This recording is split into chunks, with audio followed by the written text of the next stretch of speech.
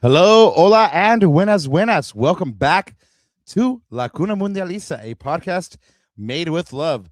The World Cup is well and truly underway, and there have already been unforgettable moments, goals, and surprising results. We'll look at how the hosts kicked off the tournament, a yellow wave that left Philly disappointed, and how a World Cup debutante stopped a mighty world power. In our World Cup Shocks show this evening, we'll also bring you our LA World Cup event update, plus the LA Galaxy. Yes, the LA Galaxy are back in training. All that and more coming up on tonight's episode of La Cuna Mundialista. I'm one of your co-hosts, Rob Halone. You can always find my written work at the Sporting Tribune, and you can find me here online at El Escudero de LA. And as usual, my co-host, El Yerno Guapo y El Gitano Perdido, but most importantly, El Papa de Natita. Natita Kirana. Papa, neither one of us had a great opening to the tournament. That indeed. And that's why we're here to talk about it, I guess. We're here to lament and revisit some painful moments over the weekend. But, you know, I'm definitely going to ask you, because you were boots on the ground, so I'm definitely going to ask you about I'm sure it wasn't all bad. I know me contaste anoche todo tu que hicisteis. Yeah, I'm sure it wasn't all bad, but I know it's all about the footy, and the footy was not great. So, but man, but other than that, a very, very interesting tournament. A lot of different little storylines that we'll talk about today. We'll explore. But yeah, so everyone listening, thanks again for being back. Again, something a little different for us for World Cup coverage. And hope you guys enjoy it. And like I said, this should be a good one because both of the teams that we passionately follow, we're on the wrong end of it. So, hey, you know, this might be PTSD for Galaxy Chat. So there you go.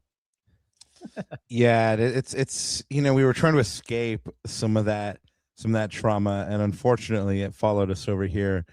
And I gotta excuse myself with you guys right off the bat because you know, since I was at this game and I was screaming my head off, I'm still trying to fight to get my voice back.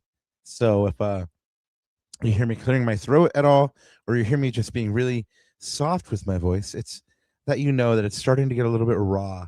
But anyway, Kobe Cosmo wants to say hello, and he sends a hearty hello to everyone with his many barks in the background. But yeah, like Ananda said, this is a little something different for us. And if you're digging the World Cup coverage, thank you so much. Thank you for checking it out. Thank you for being here. Go ahead and hit up the likes and the subscribes and all that other good stuff.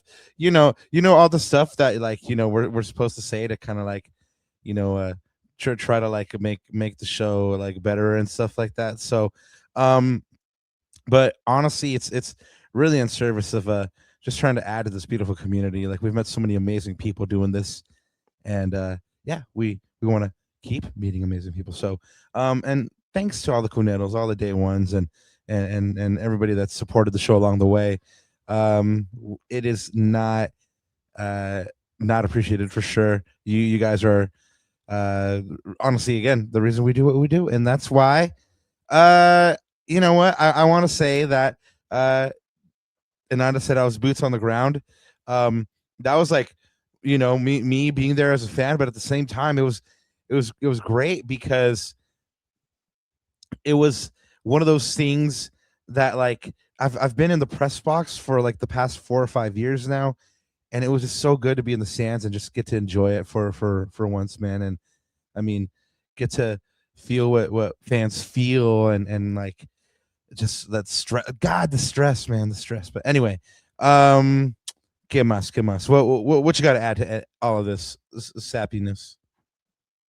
Well, I just gave you your moment, so let it rip up, Bob. But no, again, thanks to everyone that's listening. If you guys have not yet, we are inching our way even closer to 900 subs. So if you have not subbed yet and you're listening to the show, whether it's live or on playback, go ahead and hit that sub button, guys. Go ahead and like this video, share it. There's also this little hype button that you can do now the day after the stream sort of loads and everything. So again, share if you do enjoy this podcast and you want to share it with your friends, your loved ones, your family, your elotero, the guy down the street that owns the bodega, the guy at the donut shop, whoever. Share the love. It's there's a lot of footy to go around, especially in the next couple of weeks, especially in the LA area. We'll talk about some of those things in a little bit. And yeah, Papa, let's get to if you have nothing else, let's get to the shout outs and little bits of news before we get to the sad stuff. I do have something else. Why you gotta clip my wings, man? I do got something else. It's honestly just check out the back catalog. We had Evan in the first episode from LA in a minute, and then Cello and Cara, I mean, literal World Cup legends, and in our second Copa Mundialista episode, and our Dreamers episode where we were talking to the homies from Locos por el Bombillo and Yamal, son of legendary Ecuador and LA Galaxy striker Eduardo El Taco Hurtado. And then of course we had our love letter to Ecuador in the fourth episode, Encebollado in love, and maybe we should have been chill on the Encebollado and just let the boys go on an empty stomach. So, but anyway, yeah, like I said, go ahead and check out that back catalog. And Nana, do you want to go ahead and throw out this last call there for this AITANA BONMATI, the best women in the world camp? Yeah, it's about a week away, at least the San Diego one. The LA camp, it's next Wednesday, and the San Diego one is just 6 days away. So guys and gals, soccer moms, soccer dads, again, if you want your next global soccer superstar to learn from the best, that is she's going to be here, the best in the world, literally the best in the world for the last 3 years, Ballon d'Or winner. AITANA BONMATI is going to be here, and of course you can have a little love from us, a little discount code, $50 off your registration with the code LACUNA26. Again, San Diego is going to start on the 22nd through 25th if you live out in those parts, and in San Juan Capistrano on the 24th of June, next Wednesday. So yeah, last call, get at it. Well, I hope you guys have a wonderful time there. I know you're going to be there as a coach and not as a helper. No, not really. Ball boy. Let's keep it a buck. Yeah. Okay. I'm watering the field to make sure it's nice. Okay. Well, you're going to be helping you're going to be helping in some capacity. Is I guess more accurate. So you guys, you got to tell me how it is and what that's like, and then what it's like to be in the presence of greatness like that, man. Hopefully the kids have a wonderful time. And I know everyone's going to be having a wonderful time because we have a couple of fan zone events coming up. On the 18th, the original farmers market begins their fan zone, and that's through the 21st. And then on the 20th, just right down the road from where I'm at in the city of Downey at the Stonewood Center, they're having the fan zone there. So go ahead and hit those up if you're in the area. But that's not all. Of course it's not. On the 18th, Mexico plays South Korea. That one is going to be a banger. And on Friday, the U.S. men's national team plays Australia, and Scotland plays Morocco. Saturday is Netherlands versus Sweden, and Germany versus Ivory Coast.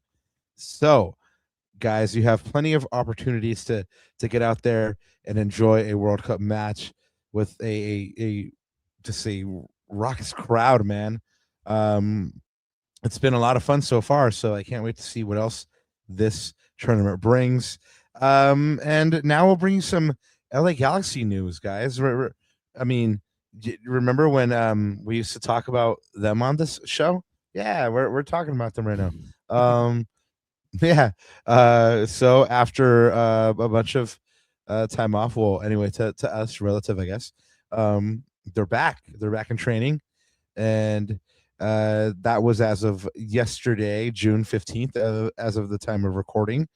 But all that multiverse stuff, so if you're listening to this, tomorrow, it would have been like 2 days ago. Anyway, that's why Marvel had trouble with Endgame. But this is just a look towards that friendly that the Galaxy is going to have with Club America, Ananda. The data is escaping me at the moment. But yeah, no, I mean the players have to start getting fit for that friendly so they can start getting fit for the second half of the season. It's no wonder why you don't remember the date, because it's so far away. July 11th. Ooh, it is far away. July 11th is, well, yeah. I mean the Galaxy are going back through their paces. We do have a El Tráfico coming up. Of course, everybody knows the first game back for the Galaxy first team is against LAFC in El Tráfico.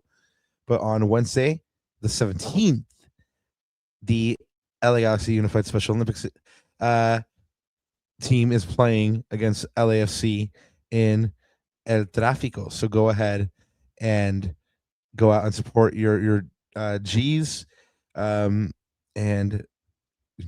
show them what's up. Show them how Galaxy fans support. And I think it's time for some World Cup. Dale. Well, first off, I mean, there have been a couple of game days so far. What has been your favorite game so far out of all of them?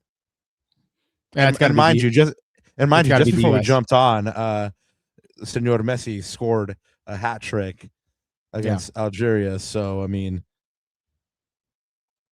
yeah, no, I enjoyed watching the U.S. game. We'll talk about that later. So I'm gonna save it. Ooh, but so that's been your favorite one so far?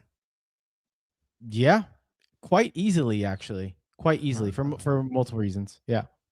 Huh. I quite enjoyed the Iran versus New Zealand match, but that was a good one. But anyway, we have a wrap up of sorts for those of you that didn't get to watch these games or haven't seen as much of them as you wanted. But everybody knows that the hosts got off to a flying start with that 2-0 win over South Africa, and then South Korea goes and beats Czechia in a come from behind win, and then now in that group, South Korea and Mexico are tied at the top. But what I really like about this group, Ananda, is just the spirit of camaraderie and friendship that the South Koreans and the Mexicans have at the moment.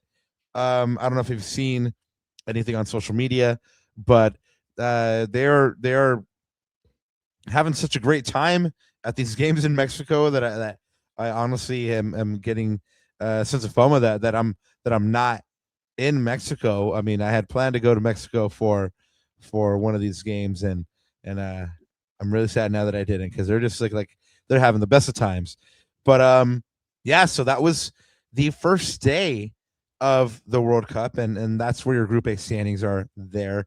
On match day 2, Canada and Bosnia and Herzegovina played to a 1-1 draw, with Kyle getting the tie for Canada and rescuing a point. And then, of course, the game that Ananda pegged as his favorite was that USA win over Paraguay 4-1, which we'll talk about here a little bit more in depth in a second. And now on match day 3, we had Qatar and Switzerland tying 1-1. Brazil and Morocco doing the same, and Scotland scoring a historic victory over Haiti, 1-0. And then the shock results of the day: Australia 2 and Turkey 0, kind of upending that USA group and making that next match between the USA and Australia pivotal. And in match day 4 results, that is the day that unfortunately made me cry, Ananda. Not literally, but this was a shambles, man. But anyway, the day started off with Germany beating Curacao 7-1, just going completely off on Curacao. The Netherlands and Japan played to a 2-2 draw, with Japan coming from behind to get the point. That was a good game too, actually. That was my second game. That was my next favorite game. Yeah, that was a great game as well. And it looks like 50, 60,000 Ecuadorian plus wasn't enough to inspire the Ecuadorian national team to get the win or even the draw in their debut against Cote d'Ivoire. Sweden beat Tunisia 5-1. That was your boy Gyökeres scoring a couple, man, and looking pretty good, making some great runs in that one. And then the game you were I suppose I'd be remiss to say I kind of missed the group tabulations for the rest of the groups. So Group E, you got Germany and Cote d'Ivoire leading there in that group with 3 points each, but of course Germany in pole position with goal difference. In Group F, Sweden in the lead with 3 points, Japan with 1, Netherlands with 1 as well. Nanda, the match day 5 results is where you felt the same thing that I felt the day previously. Do you want to break it down for him? Yeah, it was a day of draws. It was a day of nothing is separating these two teams. Man, really interesting results. Spain and Cabo Verde, which we will talk about, unfortunately, on my end.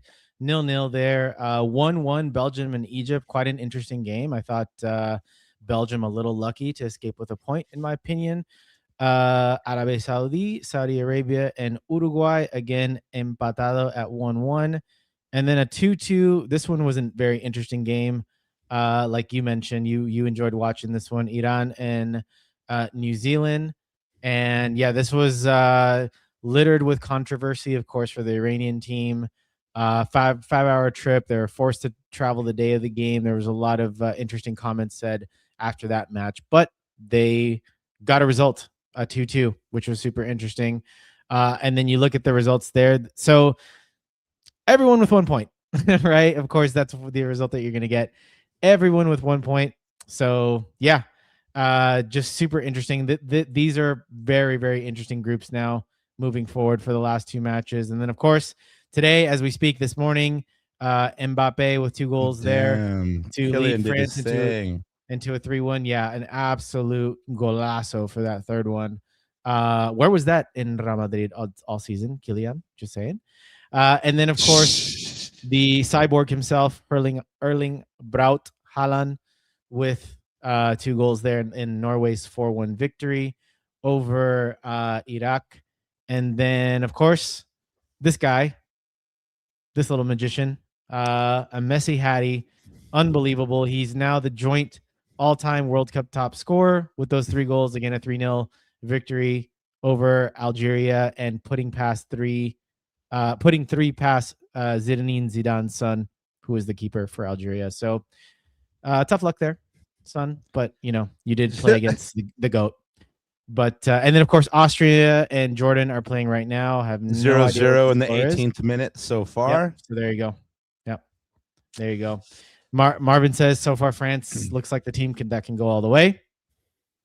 It sure looks like Super One says so far France. Super One says that. Yeah, sorry.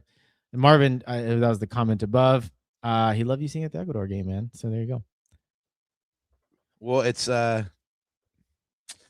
interesting because I was had my heart set on going to all three Ecuador matches, and the Kansas City match, unfortunately, is not happening. But um, the Lord giveth and the Lord taketh away, because one of my beautiful cousins out there was like, "Hey, man, you're coming to Iran versus Belgium with me," and so Marvin, it looks like I'll be seeing you there, sir. Oh, nice. There Um, we go. There we go. yeah.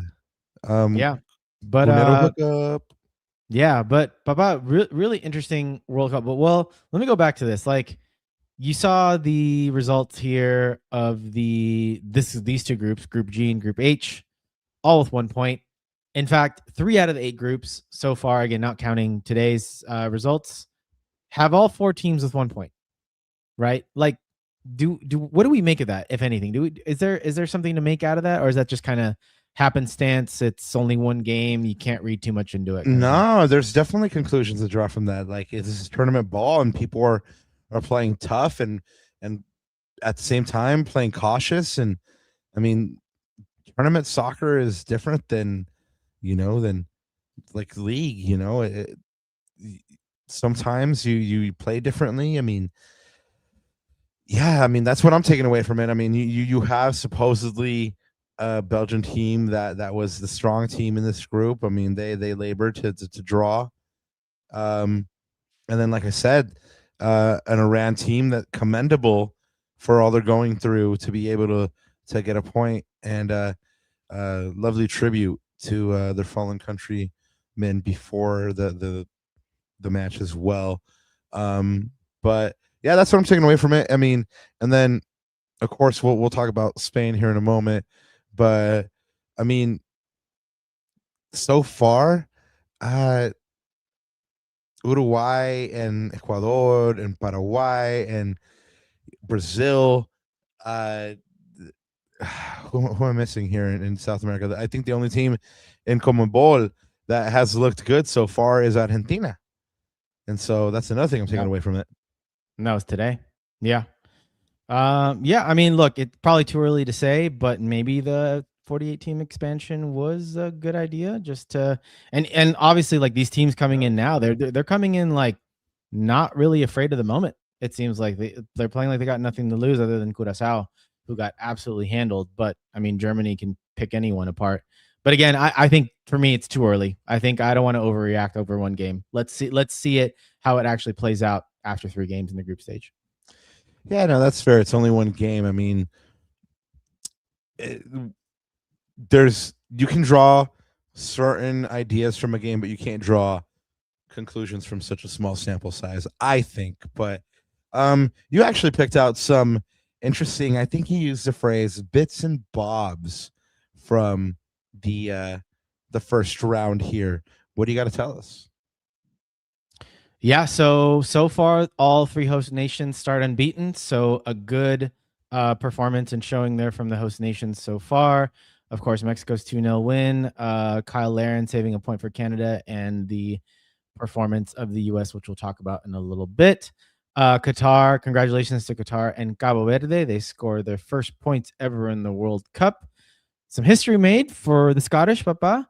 You see John McGinn there. So the Scots score their first World Cup goal since 1998, first win since 1990. So a big sort of historical moment from them. It's been a long time. They played in red. Crazy. Yeah, right. So yeah, it's been a long time for these guys. It's been a long time since I left you. If you know, you know. Yeah, Anyway. there we go. There we go. You You just got to get up and try again. And other, don't succeed. This was going to be a good stat until today, but the Asian sides so far were unbeaten, but that streak was broken today by Iraq. But the Asian sides, Papa, they have shown good account for themselves.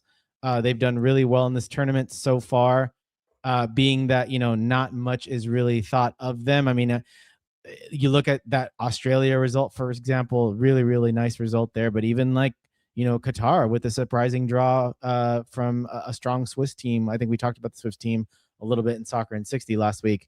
a European nation, right? So the Asian side so far has shown good accounts for themselves. So yeah, just all really interesting.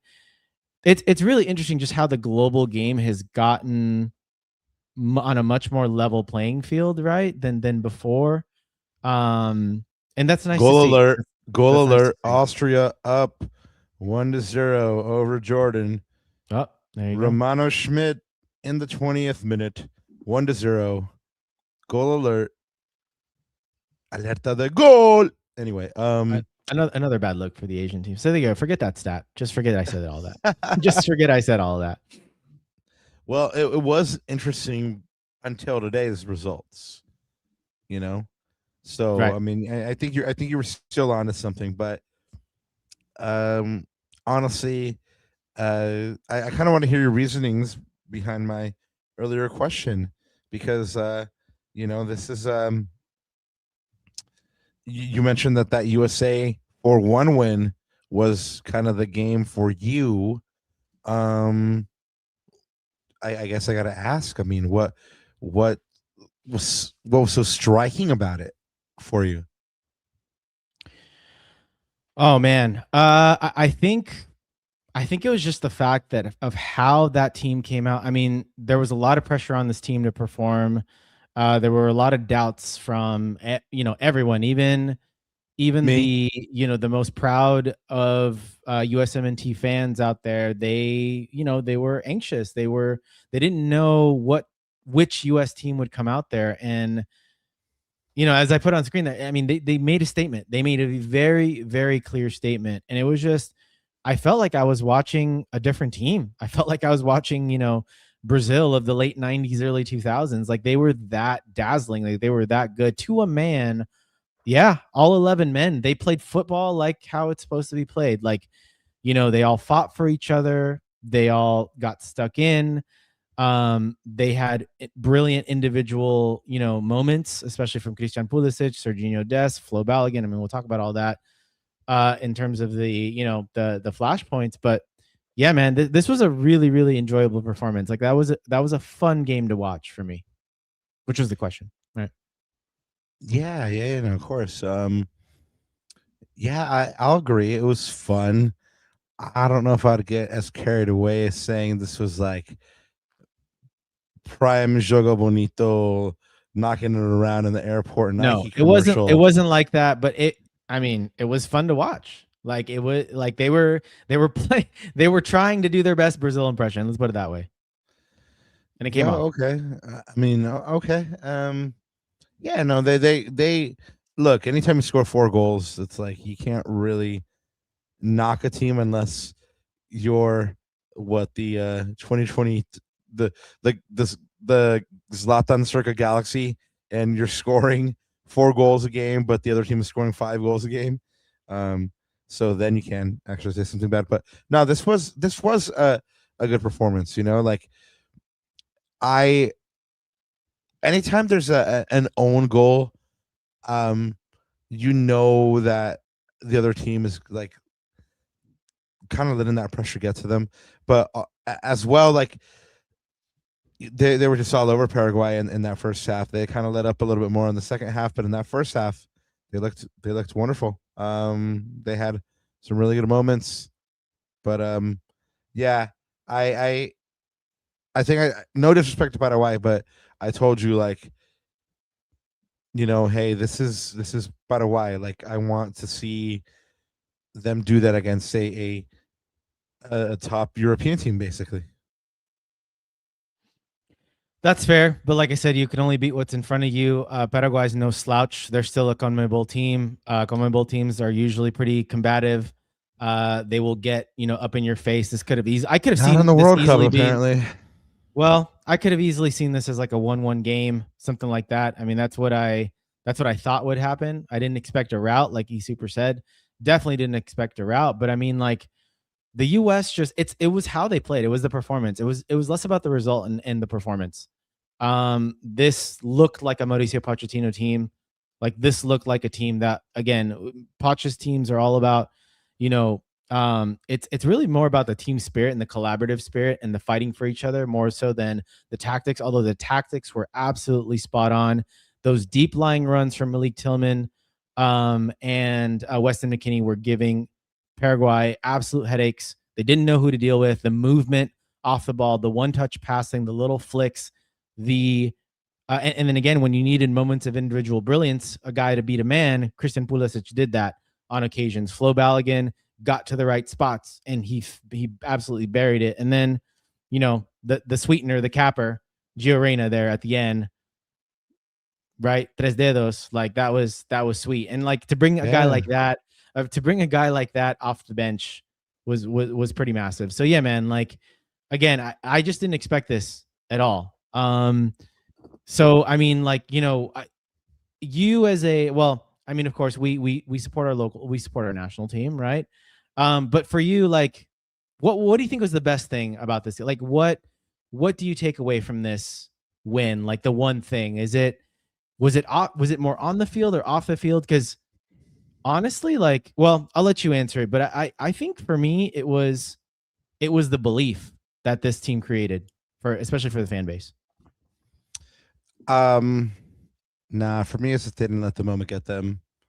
It was a huge moment, their World Cup debut, a team that's supposed to be one of the best you've ever produced, with a high-profile coach, and they came out and performed.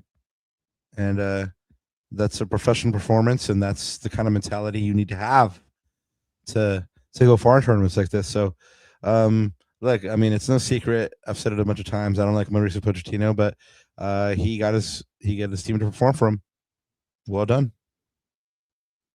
Yeah, absolutely. So, I mean, now you look at this group, right? U.S. comfortably in the lead with Australia. Surprisingly, this is a very surprising group. I didn't expect Australia to be up there, but I mean, we had Cello on, right, a few days ago or last week now. He said the expectations to be quarterfinal or bust. I mean, after this win, this should cement those expectations, right? Or like how far do we think this team go? Or are we just getting overexcited over one game over Paraguay, like you said? Oh, I'm not excited at all yet. I mean, like, it was a good performance, but it's only one. This is a long ass tournament, especially now. I mean, it's just one win. I can't. I'm not going to get carried away with one win. And now you have probably really depending on who you ask, you have the hardest game of the group. Wow. Maybe. I think I'm a little more bullish on this team. Like I said, it wasn't about the result. It was more about the performance. If they can repeat that performance, because okay, against the top European teams, you might have better defenders. You might not get some of those, but man, some of those finishes were absolutely clean, clinical finishes. Confidence does wonders for teams in a World Cup, especially in a tournament. And that's going to give Poch's team a world of confidence. That's going to give them belief. That's going to give the fan base belief. And so I'm a lot more bullish about the U.S. team. I think they are poised to make a deep run, especially with the crowd behind them in all these major stadiums. And again, it was just about the performance. Like the thing that it was the DNA was a Poch team. Like the way they fought for each other. I think that was the thing. They got completely stuck in, and they dominated Paraguay in all the statistical categories. I think what'll be interesting though is when they face a team that they have to do a little bit more defending, are they going to be comfortable sort of bunkering down, being defensively resolute, being compact, being tight, and then hitting teams on the break with quality, with that confidence? I think they can, but we just got to see it. But this is to say otherwise. I think you're kidding yourself. I think this is a massive statement win for this team. Yeah, I mean, no one's disagreeing. It's a good win. But I mean, it's like I said, it's just one on the way. What do we all say? What would Kobe say, man? Shop's not done. Shop's not even remotely done. Yeah, Dempsey said as much post match. So I think they know this. But I guess the question is, so it's only one, but is one game enough to let you down on the other side when we look at this Ecuador result, Papa? I mean, Well, okay. Well, before we get to the Ecuador result, really quick, because again, you were boots on the ground, and I mean, we'll get to the game. We'll talk about the game and what you saw, especially from in the stadium with pretty much 80%. I feel like sea of yellow in that stadium. But again, your boots on the ground. So I want you to just tell me what the day was like before with the banderazo. What was the vibe like with the hinchada pre-match? And what I want to know is, was it flowing with confidence, or was there some nerves there? Like, did you talk to people and like I'm confident, I feel good, but I'm a little nervous. Like, take me through the days, or basically the 24 hours leading up to the match. Yeah, man. I mean, we landed in Philly, and already in the airport, we started seeing some Ecuador jerseys, and it was nice. We were actually on a flight with a couple of Ecuadorians that were flying in, and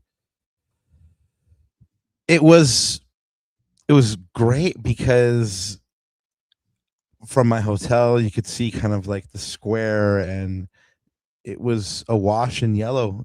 And we went out with the Minister of Finance to walk, and you know, everywhere you would look, it was yellow, and it was people saying hello to each other. It was "Hola ñaño, hola ñaña." And as to your question about like where the confidence was at, I mean, everybody was like, "Vamos a ganar, vamos a ganar." Like when you hit them up in passing and stuff like that. And then we made it to the banderazo, the night before, kind of like party, or I guess the only way to describe it is kind of like pep rally, I guess, for the for so the American mind can kind of comprehend what that is. And um it's gorgeous, man. That's all only way I can describe it. I mean, this Yeah, seeing you posted this picture here. This is like, go ahead, just describe the scenes a little bit. well, that was actually after being there for about 3 hours, and it would happen in waves, right, where there would just be like just a massive, I guess, fervor, and everyone would just like dancing and singing and stuff like that.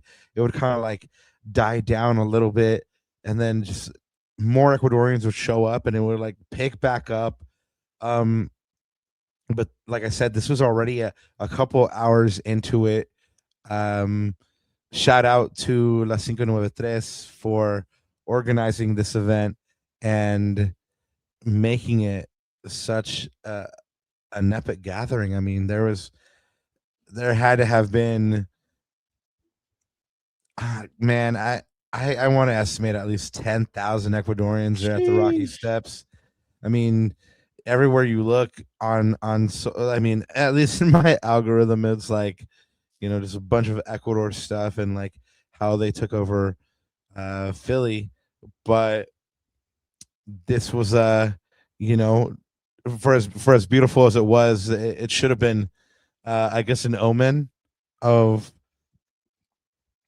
what was to come, because we can never have nice things. I mean, like, like we with one hand we get the flower, and with one hand we get the prickly thorn. So it's like we had a beautiful night the day before, and then the next day was also great. We had the meetup and the tailgate and beforehand, and the kind of the caravan over, and you know being there before the match was wonderful, because there was, I mean, tailgates everywhere, people laughing, hugging, dancing.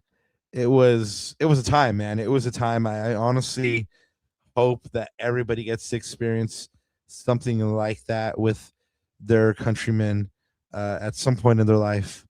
And then we decided to go into the game, and this is where I'm probably going to get canceled by FIFA, and Johnny Infantino's going to send his thugs after me. But man, I just got to say, this is very, very poorly organized by FIFA, and how they were letting people into the game. I felt like human cattle. We were all crammed into this little area.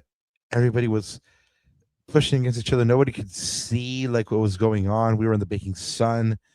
I am of the opinion that if this is allowed to continue, somebody is going to wind up seriously hurt or even worse, dead, Ananda, because this is how serious this moment was. I mean, people felt scared for their well-being.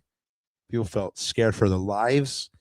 People were I mean, I'm a decently big guy, and so people were like kind of behind me, kind of like, and I had, wifey and this other girl and her her husband or her partner like right kind of behind me, and I was kind of like trying to shield them and trying to shield this other kid that was behind me, but uh people were confused, scared. We didn't know really, nobody was communicating anything to us. There was no sense of order.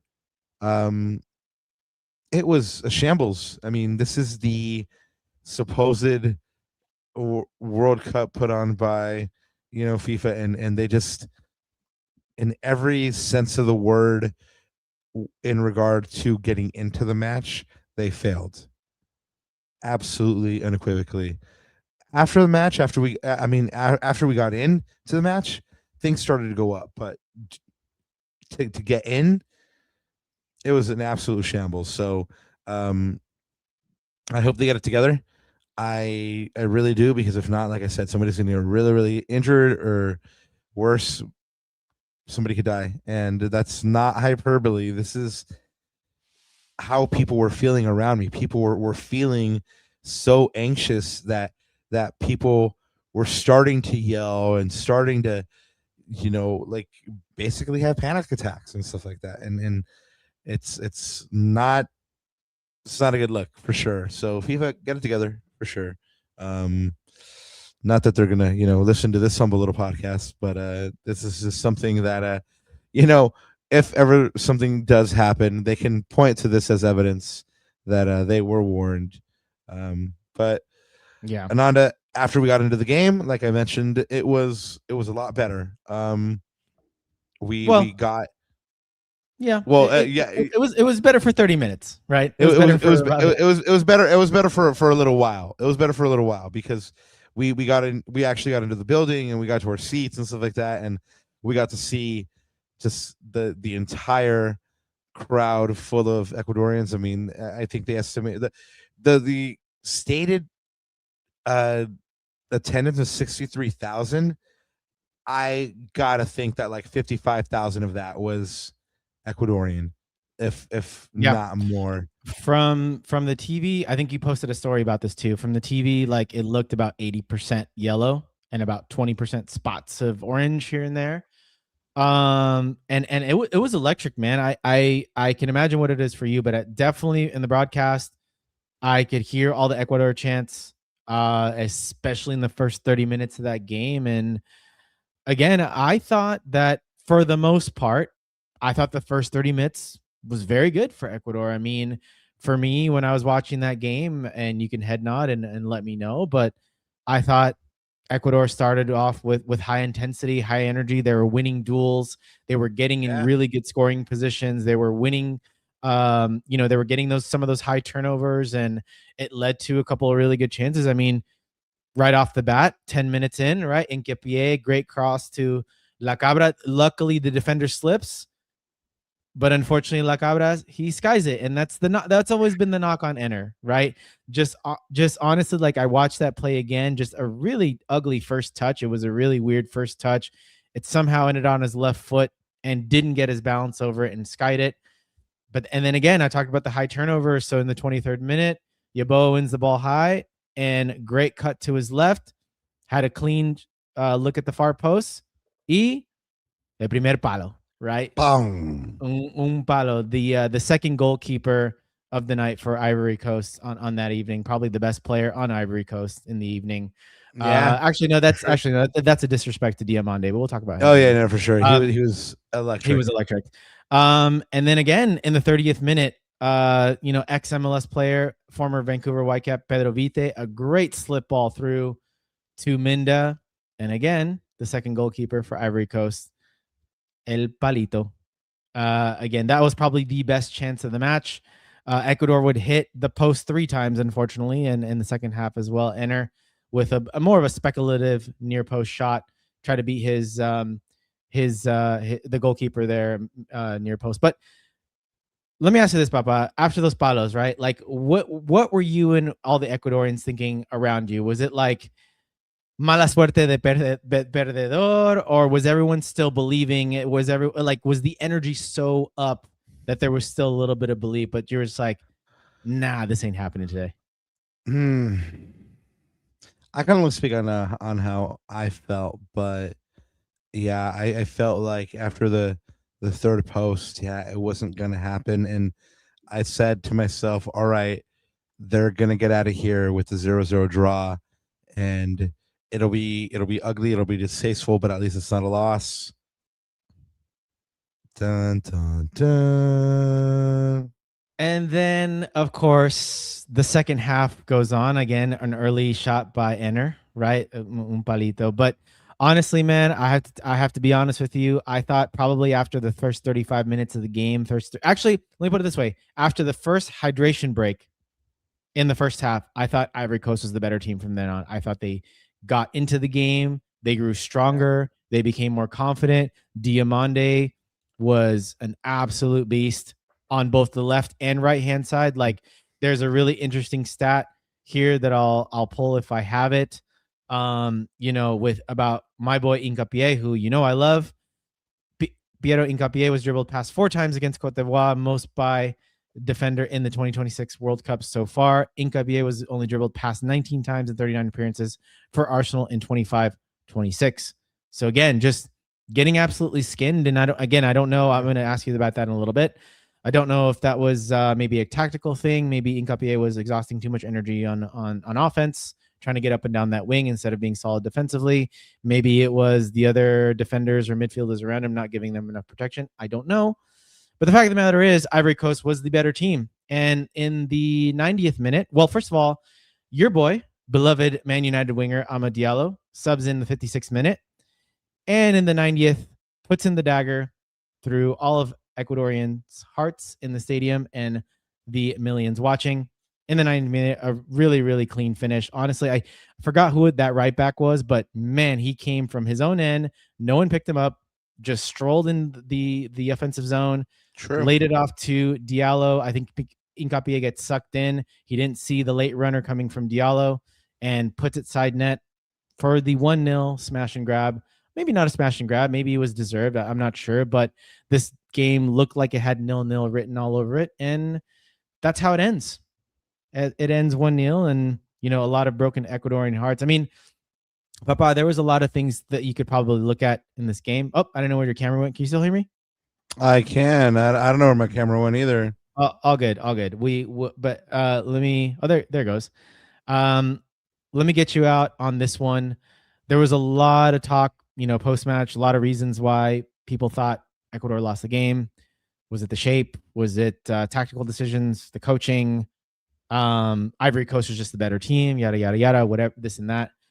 If you had to put your finger on it, what was the main reason you think Ecuador lost this game out of all? Let's start with the tactical setup. I called that Becasese was going to play a back three.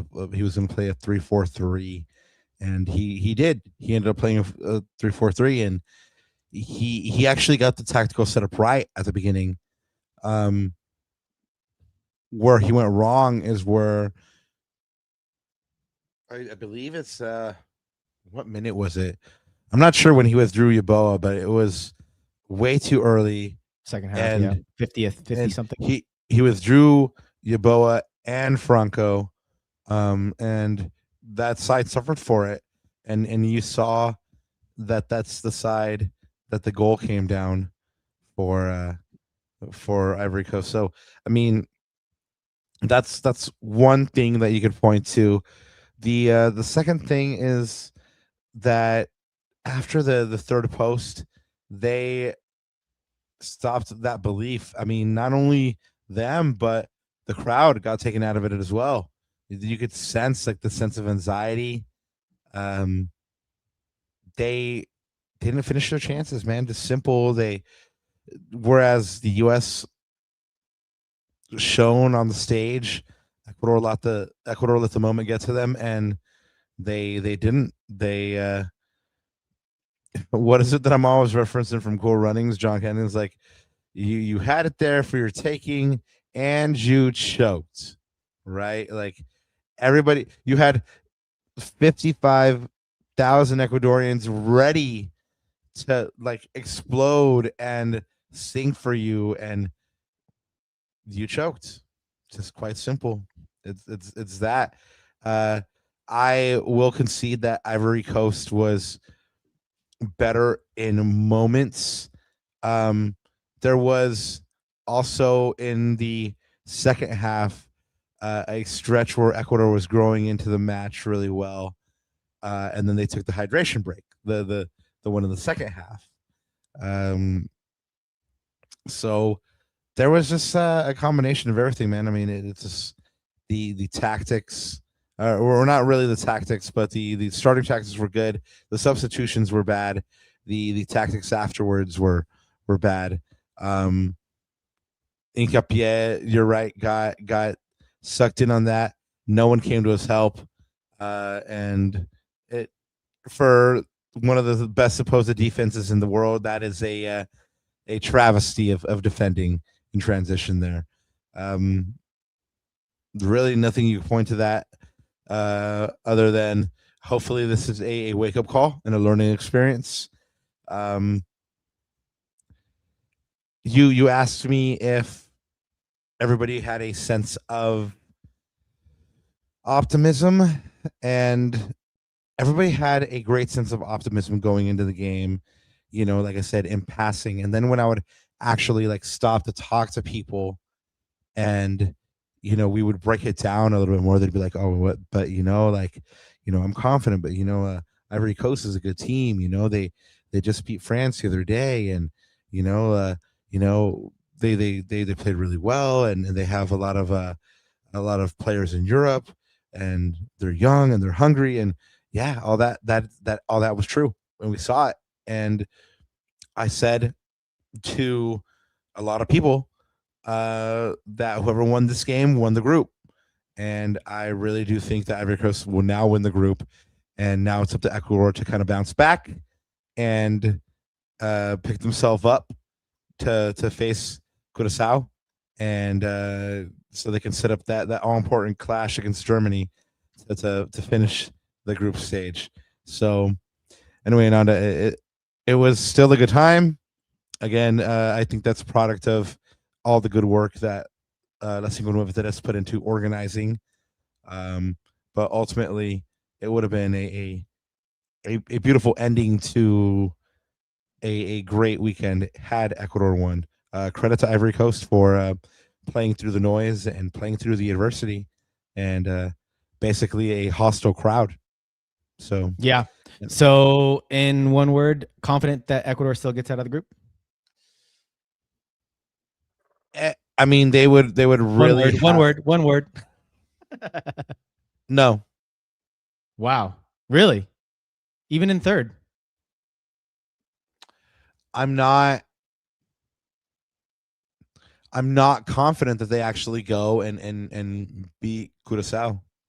Like I can totally see them continue. I can totally see them continuing their scoring woes and tying that game. Baba, you're really in your feels. You're really in your feels right now. Baba, they just need honestly, like they just need 3 points. They need a result against Curaçao, like who just got pummeled, of course, by Germany. And you don't think this lights up a fire in the backside and be like, hey, like I mean, if they get, I can't see them. I think they get out. Second is questionable, but at least with 3 points in third place. I mean, yeah, I mean that's a goal. I'm happy to be wrong. I want to be wrong, but again, this is this is what I see happening, right? They lose to Ivory Coast, which has already happened. Now that sets up the tie versus Curaçao, and then they go into the last match day against Germany, needing to win, and that's actually sets up like all the drama, right? So yeah, I mean, I hope I'm wrong, but that's just coming from an Ecuadorian, man. Yeah, I mean, yeah, you're really in your feels. I'm definitely gonna clip that TM for sure. Maybe I have been hanging out with Arsenal fans too long, but even y'all won a title, so I don't know what's going I'm on just with me. saying, like, well, this is the thing, like, this is going back. So we'll move on to Spain in a little bit, but this is the question that I asked about the U.S. Like, you said you can't overreact over one win. Now I'm saying to you, you can't overreact over one loss. Yes, It hasn't been one loss. So like the flaws in this team were highlighted. The flaws that we've been talking about with this team were highlighted. yeah, but they don't become a bad. We've been They saying for a cool minute. This don't become team. a bad team overnight, though, Baba. No, I You never don't. said they You were a don't. bad. I never said they That were a bad team, but so they're I so bad also that they can't get 3 points against Curaçao. Come on, Baba. Come on. I never said that. I never said that. I said I can see them going into that game and dropping another stinker and getting a tie. That's what I said. Yeah, I don't see it. I don't I see it. mean, Let's agree to disagree. It's again, crazy. I have more faith in your team than you do. again, like I want to be wrong, and I most likely am wrong on the fact that they're going to do that. But like I said, I can see it happening, and I wouldn't be. I mean, I wouldn't be like tremendously surprised if it did happen. You know But how we're will all it? talking about like. But you're saying it will happen, right? That's what you're saying. You're saying they won't get out of the group. See, I can't. I can see it. Sure, there's a No, your question probability was. that it happens. No, your question was, are you confident that they get out of the group? And I'm not confident. I mean, do I think Yeah, that? that's Do wow. I think they will? Sure, but I'm not confident that they will. Like I think they will labor to it, and I think it might even be in third place. Fortunately, 8 of the 12 groups send a third place winner through. Yep. So I mean, And they have a statistical great chance to go through as one of the third place groups. But yeah, I mean, yeah, and I wouldn't be shocked. What are if we they even have talking good, about? This whole show is about shockers, right? Like, I wouldn't be shocked if that yeah. happened because they already shocked me in match day 1. Well, you can put me to the sword if I'm overreacting over one game. But this is my point about the U.S. Like you said, you can't overreact over one win. It's against Paraguay. I'm telling you, you can't overreact against one loss against a really good No, Cote it's a d'Ivoire team. trend. It's a So trend that let's see. Let's see. yeah, it's a trend that I've been seeing in this team, and like, you look at the stats in qualifying, and the knock on this team was that that they were having trouble scoring, that they weren't an offensive team, they were more of a defensive team, and you absolutely saw that. Only in this case, their defense let them down, and their offense majorly let them down. Um, I don't know if we can continue calling Enrique La Cabra if he's missing chances like that. Cabras don't do that kind of shit. So, just saying. Anyway, maybe I am in my feels, but we also got to call him like we see him. And again, this is a team that underperformed, and hopefully they turn it around for game 2. A professional performance, like my co-host is saying, he believes they will turn in, is warranted, is needed, and honestly, your fan base lo exige que salgan a jugar por la camiseta. I mean, Yeah, because a your lot of people them are were ready. decepcionados right now. Yep. I mean, So your people were ready. You were not. That's all I got to say. But again, like I said at the top of the show, I wasn't the only one who kind of suffered through things. But misery loves company, so I guess we got that going for us. But at least Spain did not lose, and we'll get to that in a second. We just want to say thank you to the homie GCam for the super chat. He says, "Tu y yo, I was singing for you, but you don't want to hear that right now because my vocal cords are shot." Just saludos, my dudes. Amazing show. China Prob Ecuador gonna kick on the Jets. God, I hope so. From your lips, a los oíditos de Diosito, my dear GCam, because what's the alternative is an early exit home, and just nobody wants to see that. But anyway, I want to see them make the round of 32 or the round of 16 and play here. I know that there's kind of like a permutation, the possibility of that happening. So um, that'd be great to see. But Ananda, I've already mentioned it. You kind of went through it as well. 0-0 against Cape Verde. This one is remarkable for the fact that this is one of the smallest nations to ever qualify for the World Cup. The disparity in just, I guess, market value of the players between the teams is one of the largest. And honestly, like when we talk about the World Cup making and breaking players and teams and starting trends and stuff like that, I mean, this is the goalkeeper for Cape Verde was valued at 40 G's at the start of this game, was playing in the second division in Portugal, had about 45,000 Instagram followers, and now he has over 2 million because of his standout performance. Ananda, I got to ask a couple questions on this, man. Is this more of a falla de España and comenzar bien, or is this just a tactical masterclass by Cape Verde? Just like when you think of David versus Goliath, they just put everything out there and they were able to get a famous result. What do you think it was? I mean, of course, the political answer, it was a bit of both, but I guess for, the attention grab perspective, I think it's got to be the Cape Verde story. It's got to be Cabo Verde. I mean, they were organized. They had a game plan. They put it to perfection. I mean, they played basically a 4-1-4-1 or a 5-4-1 low block, maybe a 5-3-2. And again, when you have physical players, able players. I mean, even MLS player, what's his name? Steve Moreira, right, from Columbus.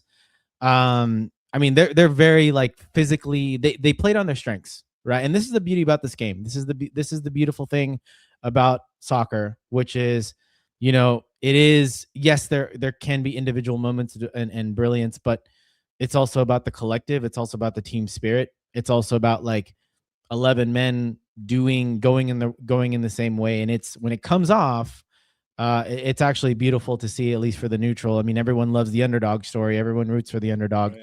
So I have to, from that sense, I'm going to take my pride away and I'm going to give credit to Cabo Verde. I mean, they played the game plan to perfection, and unfortunately Spain could not execute. And that was their main problem for the day.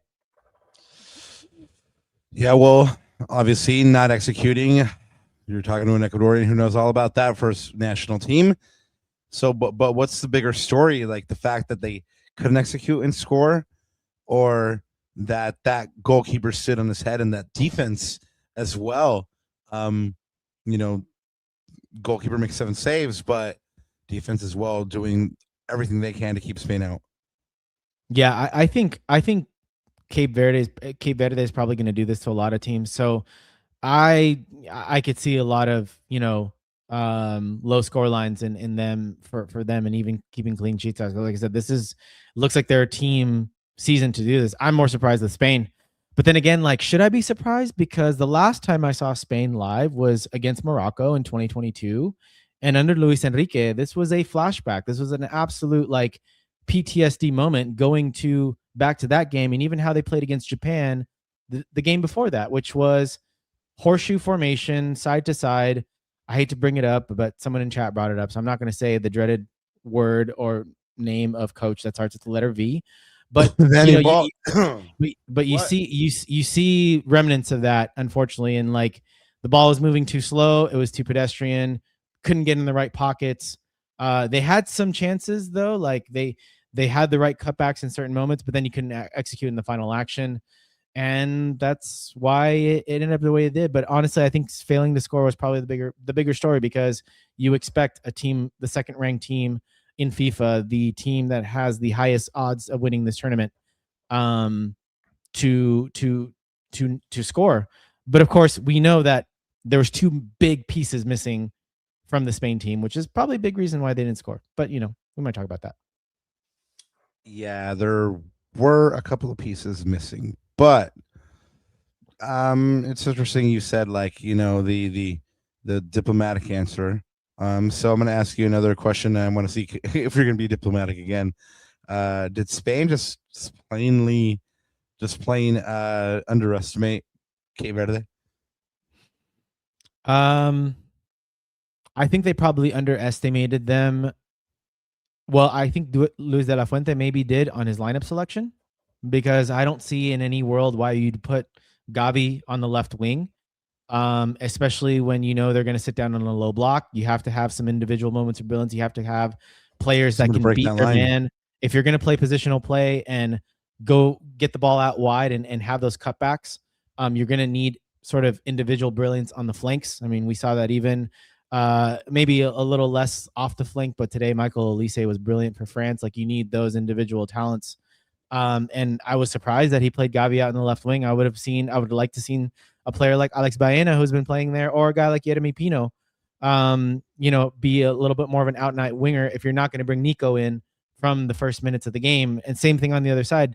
Ferran Torres has been good for this team. He's been good for Barcelona, but again, he's up and down as well. I mean, he also, ha hecho un palo también, papa. So that should have been a goal. And I think this game would have been completely different if the first goal goes in. The floodgates open, you bring Cabo Verde a little bit out, and the game goes a completely different way. But yeah, I think from the line selection, maybe Luis de la Fuente did underestimate Cabo Verde a little bit. Yeah, it certainly seems like during the match, at least at the beginning, it was all fun and games. And at a certain point, you just kind of feel like Spain was like, what F this? And really went for it. But by that point, Cape Verde had all that belief, right? But we've been talking about this, in relation to the US, in relation to Ecuador. One match, it's a tie, but it's just a disaster. Is this a disaster? No, it's not a disaster. Because a disaster would have been a loss. And Lamine Yamal re-injuring his hamstring. That would have been a complete disaster. But Spain is, I'll pull up the group. Like, the results actually went pretty favorably in Spain's way. And now it's just let me pull up the group. It's literally everyone's on 1 point. And it is a 2-game set of the group to figure out who's gonna come out of the group, right? It's all even. So it's everyone starts at 0, and it's a 2-game set now. And that's all Spain has to do. So, well, you mentioned the worst case scenario in which Lamine Yamal re-injured himself. He did come on in this one as a later sub. Did the fact that they really couldn't get anything going without him show their overdependence on him already? I think it's easy to look back on it in hindsight because it's always 2020 and say that, yes, that's definitely the case. But I think especially against the big teams, it's like, the thing that makes Spain special, especially in the Euros in 2024, was the fact that they were able to combine that tiki-taka, the combinations, finding your half spaces, finding those players on the inside, especially with guys like Fabian Ruiz and Pedri, and those guys are always going to find seams. But to get you from that level to a top team, a European champion, is additional quality on those wings. Again, you if teams are going to low block you, you have to have that individual brilliance, especially on the flanks. You have to have players that can beat a man, not just rely on one touch, because one touches don't come off all the time, right? So you have to find multiple ways of breaking down teams. And you saw what Lamine did when he came on. I mean, he broke down his man. They sent 3 at him at certain moments. Yeah. Like that's how much attention he draws. So I don't know if this match shows how much that they depend on him solely. I think that's an overreaction, but I do think that they depend on him to create moments. And again, in tournament play, especially when teams are going to low block you, you have to create moments. Papa, you would know all about this with your team as well. You have to not only create those moments, but capitalize on those moments as well. Because in big tournaments Absolutely. like this is a moments game. And Lamine Yamal, even Nico Williams, they're moments players. So, yeah, you got to take advantage of those moments for sure. What do you think? Is this now this Cape Verde the keeper and this result the story of the tournament so far? Maybe for fans outside the U.S. maybe, but I still think the U.S. win was probably the biggest thing, and especially if you're thinking about this from a local perspective in this country. But yeah, I mean, Cape Verde had a nice moment in the sunshine, and I think all credit to them. But again, I think maybe a win would have been better on that. If they would have beat Spain, that would have been really sort of earth shattering. But That would have yeah, been intense. that would have been crazy. But like I said, that's why this is not a complete disaster for Spain. I mean, you take the point, you move on. I think Spain's more than capable of beating the next two teams, and they get out the group in first place. Does a result like this kind of reinforce why we love the World Cup? Yeah, this result, even like results like Qatar coming back to Switzerland, or coming back against Switzerland. Yeah, I mean, you're always going to have these David and Goliath moments. Like, what person doesn't love the underdog story, Papa? That's what, creates, especially amongst the casuals, amongst like the young kids growing up, and amongst people that are looking for inspirational stories and all that stuff. Like this is the stuff that attention grabs, right? This is the David and Goliath stories, the underdog stories, the Rudy stories. Those are all the moments that are going to get captured on ESPN 30 for 30 in 20 years, right? That are going to get captured by Tom Rinaldi in those pieces that he does. So 100%, like this is why we love the World Cup. This is why, but I think this is why we love sport in general, in my opinion. Yeah, definitely. Because we have those moments that get made into those big pictures, right? Last question on this one, man. What changed for Spain because of this result? What changed for Spain? Honestly, nothing. I really don't think. Maybe that's me being overconfident. But again, I've seen this team under Luis Enrique in the flesh, and this game unfortunately reminded me a little bit of that. Now, what I saw from this team in the 2024 Euros was a completely different team. Not that it had more belief, but I felt like the team spirit was there and they were willing to fight it for each other, and the mentality was strong. So I don't think this changes what's said in the locker room, the mentality, the belief. Maybe unlike from your perspective, from an Ecuador side, maybe that this does change their belief. But I don't think this changes their belief because Spain's already shown what they can do, especially on the European stage. But they need to take this as a warning sign of, remember the quote that I told you about, that I shared with everyone with Luis de la Fuente, right? Yes, they're the favorites, but if you come into this tournament thinking that you're the favorites, you're already approaching this the wrong way. So they should take this as a warning sign. And, let me remind everyone too that, Spain lost their opening match when they went to go on win the World Cup in 2010. Messi and Argentina lost to Saudi Arabia in the last World Cup. So if you want to throw a stinker, this is the place to do it. And then I'm going to say this on the flip side too. Like, this is why the US, yes, this should give them belief. But guys, this is a long tournament, and it's going to be even longer with an extra round. So I think we've got to make our conclusions, start drawing them after the group stage. But this is a hiccup. This is a warning sign of what can happen if you're not in your game. And Spain just needs to, I think Luis de la Fuente needs to look at some tactical adjustments. Again, Gavi on the left wing doesn't work for me. Try to figure out other ways to break down a low block, because I think they're going to see a very similar, not to the extent maybe for the whole game, but they're going to see a very similar game against the Saudis. Well, I think that brings us to the end of the episode, man. Anything you wanted to touch on before we get on out of here. Yeah, what do you think of these hydration breaks, man? I've seen a lot of chatter on it. Mm. Es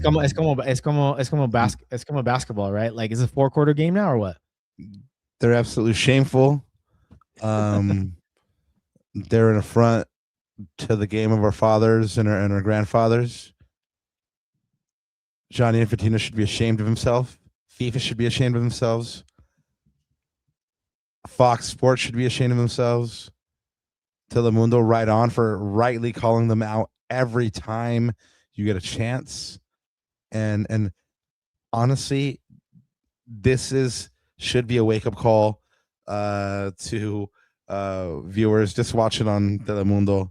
Even if you don't know Spanish, it's a global game. It'll translate. Agreed. And then additionally, you won't have to listen to Alexi Lalas, which is, the added plus. But yes, my one-word reaction to hydration breaks, just like GCam says, cheeks. So there you go. There's a one-word reaction for you guys. It is absolutely deplorable that they're trying to dress it up as player safety when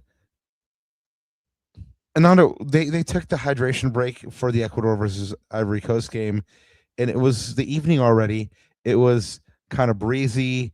There was no there was no sun, there was no heat. Like, there had been heat before during, before anyone had started playing, like while we were getting herded like cattle and almost, herded to our death. But no, during the game, no. But they're gonna dress it up like, oh, this is player safety. No, this is an opportunity for you to sell more ad space, which you are brazenly doing. You can't fake the funk. That's exactly what you're doing. So yeah, I mean, our colleague and friend of the show, Tommy Bogert, called this out, and rightly so. Anybody who likes, respects, enjoys soccer at all should be on the right side of this one. This cannot be allowed to continue. Hopefully this is a one and done, like never again. Yeah, because honestly, in the Ecuador game, like, I think you guys might have scored one. Like, if it wasn't for the hydration break, maybe in the between minute 30 and minute 40. But anyways, that's water in the bridge now.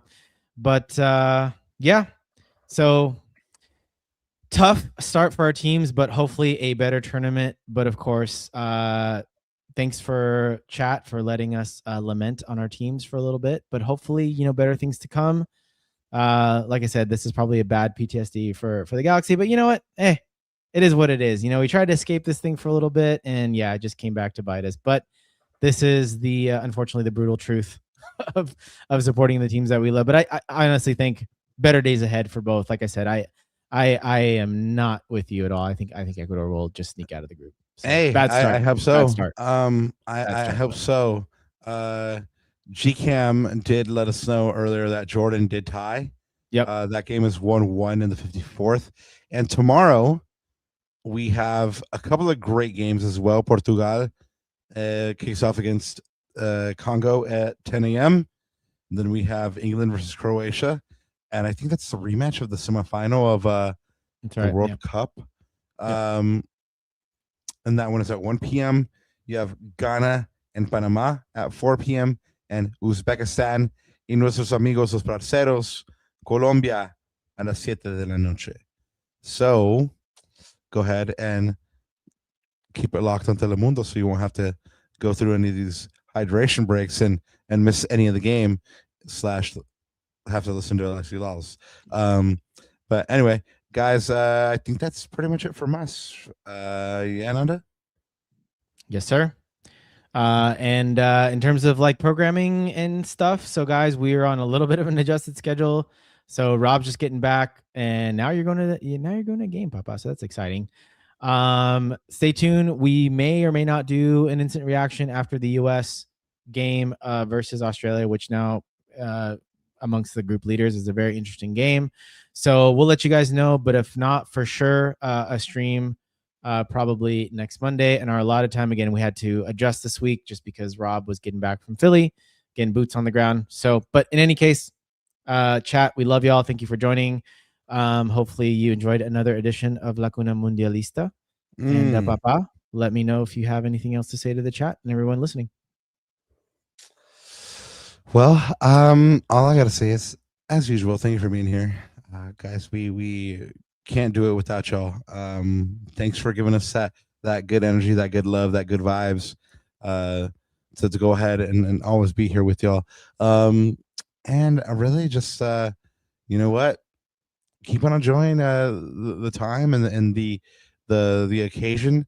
This is the World Cup for all its flaws, and trust me, I lived through a lot of the flaws. It's still a special time, and yeah, as much as Ananda thinks that I've soured on this Ecuador team, there's still hope, but there's also that's also tempered with a sense of reality, and hopefully hopefully your team, Ananda, hopefully my team, they kind of lift themselves up from the result of game one, and they go out and really now just start their tournament. And Yeah. I think that's where I'll leave it. Yeah. And the reality is we have the best chat and the best listeners in the world, Los Cuneros. So guys, of course, thank you for always being with us. And we'll see you again next time. Just keep it locked with us. You will see all the announcements for when we're going to go on live again. We might do a live stream on Friday and instant reaction after the US game. But if not, we'll see you a week from, well, yesterday. So we'll see you next Monday after the weekend's action, after the second games and most of the groups have gone down. We'll see if Rob's Ecuador is poised to get out of the group at that point. So, Rob, I think there's only one thing left to say, maybe two. I don't know. Yeah, there's only a couple of things to say. Is enjoy your World Cup time, and vamos mi lindo Ecuador a levantar la cabeza. See you next time, guys.